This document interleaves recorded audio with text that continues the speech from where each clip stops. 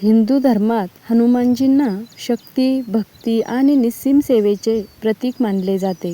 पण अनेकदा महिलांच्या मनात एक प्रश्न असतो की महिला हनुमान मंदिरात जाऊ शकतात का? त्यांनी हनुमानजींच्या मूर्तीला स्पर्श करावा का?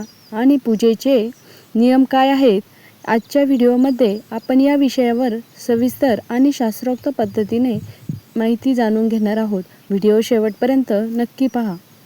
पहिला प्रश्न, महिलांनी हनुमान मंदिरात जावे का? याचे उत्तर आहे हो, नक्कीच. हनुमानजी हे रामभक्त आहेत. भक्तीच्या मार्गावर स्त्री किंवा पुरुष असा कोणताही भेदभाव नसतो. माता शबरीने जशी रामाची भक्ती केली तशीच कोणतीही महिला हनुमानजींची भक्ती करू शकते.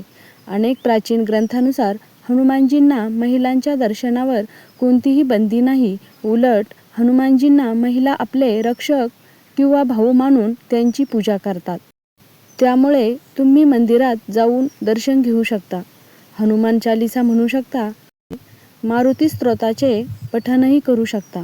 आता प्रश्न येतो मूर्तीला स्पर्श करण्याचा. अनेक मंदिरामध्ये महिलांना मूर्तीला स्पर्श करण्यास किंवा शेंदूर लावण्यास मनाई असते.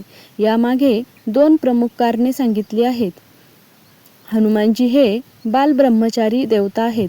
त्यांच्या या व्रताचा आणि मर्यादेचा आदर राखण्यासाठी जुन्या परंपरेनुसार महिलांना मूर्तीला थेट स्पर्श न करण्यास सांगितले आहे. दुसरे कारण आहे धार्मिक मान्यतेनुसार मूर्तीतून प्रचंड ऊर्जा उत्सर्जित होत असते. ही ऊर्जा महिलांच्या आरोग्यासाठी आणि निसर्गचक्रासाठी खूप प्रभावशाली ठरू शकते असे मानले जाते. त्यामुळे जर तुम्हाला हनुमानजींना शेंदूर किंवा तेल अर्पण करायचे असेल तर ते तुम्ही पुजाऱ्यांकडे देऊ शकता. भक्ती दर्शविण्यासाठी स्पर्श करणेच आवश्यक असते असे नाही, तर श्रद्धेने जोडलेले हातही पुरेसे असतात. थोडक्यात सांगायचे तर हनुमानजी हे संकटमोचन आहेत. ते आपल्या प्रत्येक भक्ताची हाक ऐकतात. तुमच्या मनात जर खरी श्रद्धा असेल तर तुमची प्रार्थना त्यांच्यापर्यंत नक्कीच पोहोचते. परंपरांचा आदर करत केलेली भक्ती ही नेहमीच फलदायी ठरते.